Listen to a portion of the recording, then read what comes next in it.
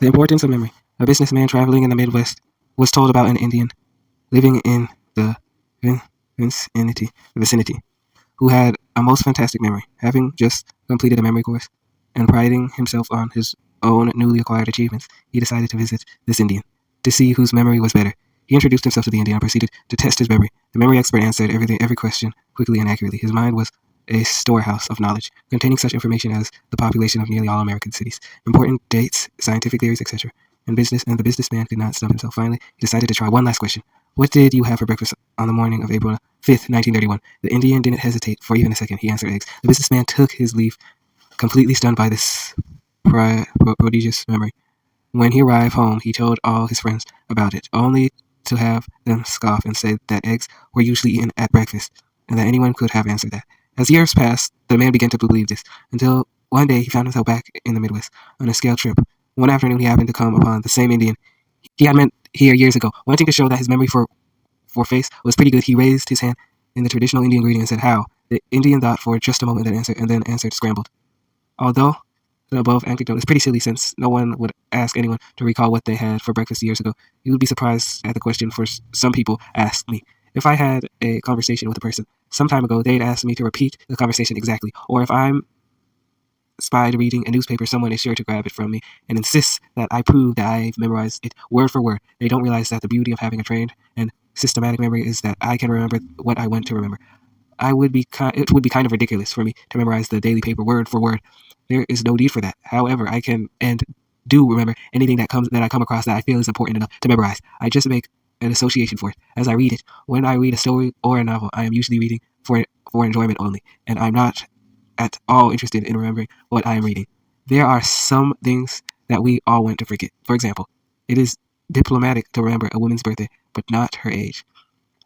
After completing this book, I hope that all of you will be able to remember anything you read. That is, if you want to, as I've mentioned before, you can remember anything if you so desire.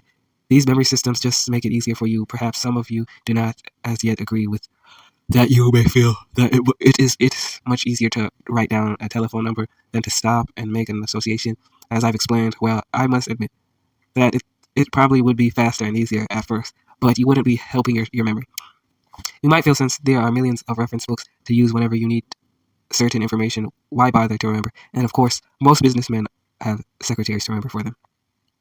Yes, it's true that businessmen have secretaries, but they probably wouldn't be in the position to hire one if they didn't have a good memories for their businesses in the first place. And how long do you think of the secretary would keep the job if she couldn't remember? Although there are millions of reference books, and we certainly need them, a lawyer pleading a case in court would much rather have the details of a precedent in his memory than to stop to look it up. If he could quote pages and laws from certain law books, the judge and jury would most certainly be favorably impressed.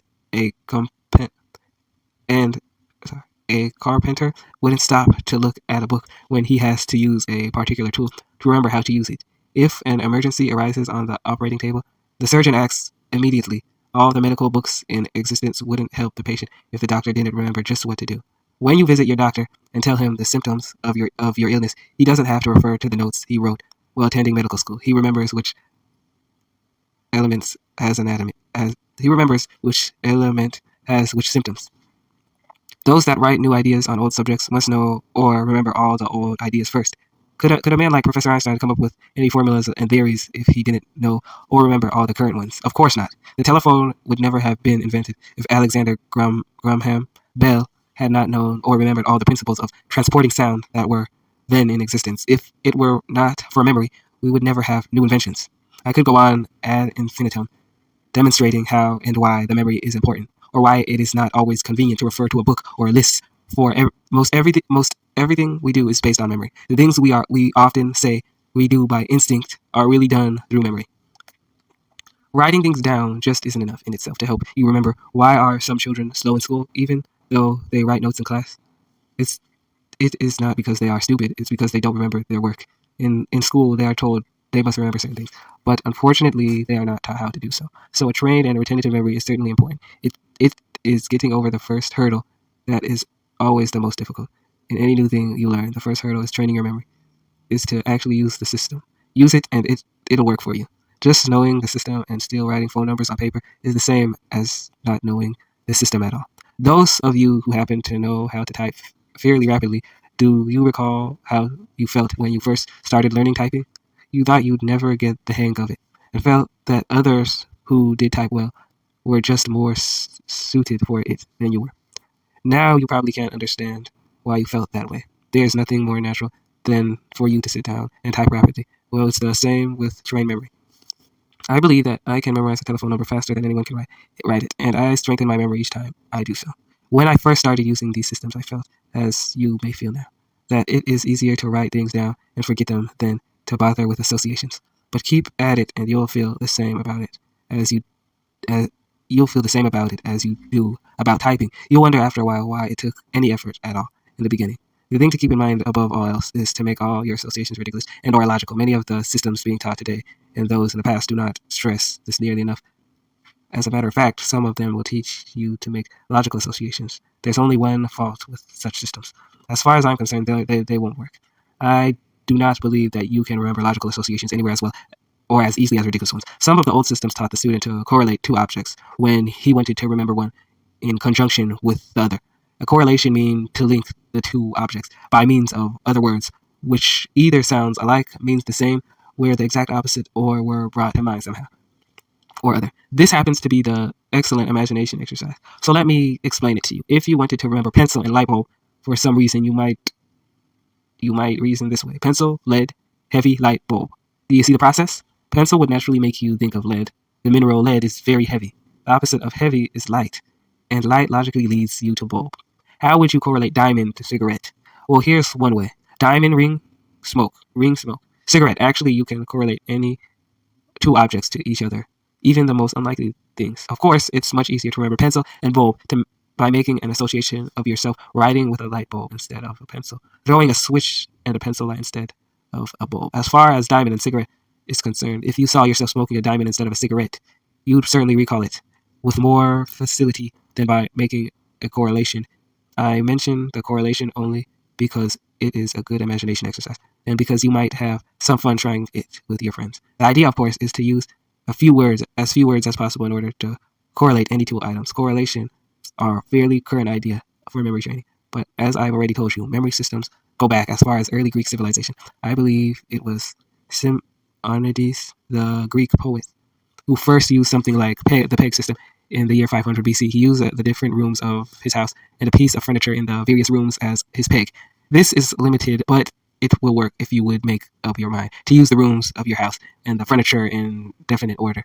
You would have a list of peg words. These words be the things you already know or remember, and any new thing to be memorized would be associated to them. This must have worked for Simonides because one of the stories about him tells of the time he was giving a recitation at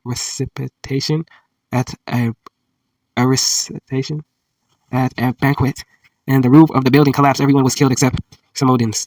Because of the mangled conditions of the bodies, they could not be identified for burial.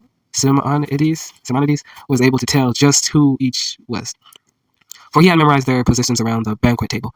Coming back to the modern times, General George Marshall received some favorable publicity because of something he did at some of his press conferences. He told the newsman to interrupt him and ask him any question at any time during his talk. The reporters would do that asking question pertaining to the topic that the general was discussing at the moment. General Marshall would listen to the question but would not answer. If he wouldn't break his train of thought, but went right on with his talk. After the talk was completed, he would look at one of the men who would ask a question and answer the particular one. He would then look at another man and answer his question. He did this until all or most of the questions were answered. This was always a great amazement to the newsman, but it was quite easy with the aid of memory system. Former postmaster James Farley has a reputation of knowing some 20,000 people by their first names.